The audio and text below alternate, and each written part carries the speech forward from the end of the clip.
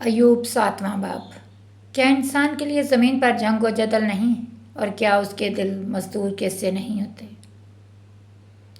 اور کیا اس کے دن مزدور کیسے نہیں ہوتے؟ جیسے نوکر سایہ کی بڑی آرزو کرتا ہے اور مزدور اپنی اجرت کا منتظر رہتا ہے، ویسے ہی میں بطلان کے مہینوں کا مالک بنایا گیا ہوں، اور مصیبت کی راتیں میرے لیے ٹھہرائی گئی ہیں۔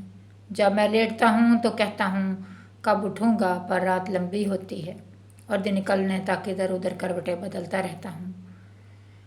ایوب کے بدن پر اس قدر پھوڑے زخم ہیں کہ وہ بتاتا ہے کہ میں رات بھر کروٹیں لیتا رہتا ہوں، اس کو نیند نہیں آتی۔ اس کے دکھ اس قدر جسمانی وہ تکلیفیں ہیں اس کی بدن کے اوپر کہ وہ کہتا ہے کہ میں مصیبت کی راتیں میرے لیے ٹھہرائی گئی ہیں۔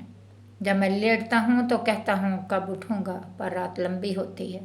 دکھ آزمائش کی وہ وقت بہت لمبے لگتے ہیں، وہ گھڑیاں بہت لمبی لگتی ہیں۔ یہاں پر ایوب بھی وہی کہہ رہا ہے۔ اس کے دکھ کس قدر بڑا ہے، اس کا دکھ بہت بڑا ہے، اور ہمارے لیے تسلی کا باعث ہے آج کہ خدا نے اسے بھی نکالا اور وہ ہمیں بھی ان مشکلات سے نکالے گا، دکھوں سے، تکلیفوں سے خداوند ہمیں بھی رہائی بخشے گا۔ وہ کہتا ہے کہ میرا جسم کیڑوں اور مٹی کے ڈھیلوں سے ڈھکا ہے، میری کھال سمٹتی اور پھر ناسور ہو جاتی ہے، میرے دن جلاہے کی ڈھرکی سے بھی تیز رفتار ہیں اور بغیر امید کے گزر جاتے ہیں۔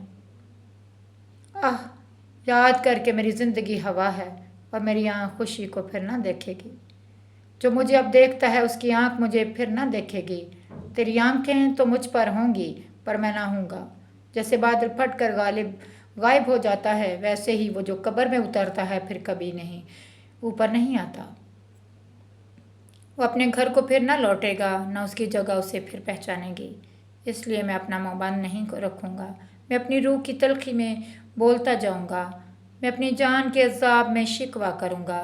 کیا میں سمندر ہوں یا مگرمچھ جو تو نے مجھ پر پہرا بٹھاتا ہے، جو تو مجھ پر پہرا بٹھاتا ہے؟ جب میں کہتا ہوں میرا بستر مجھے آرام پہنچائے گا، میرا بچھونا میرے غم کو ہلکا کرے گا، تو خوابوں سے مجھے ڈراتا اور روتوں سے مجھے سجا دیتا ہے، سہما دیتا ہے، یہاں تک کہ میری جان پھانسی اور موت کو میری ان ہڈیوں پر ترجیح دیتی ہے۔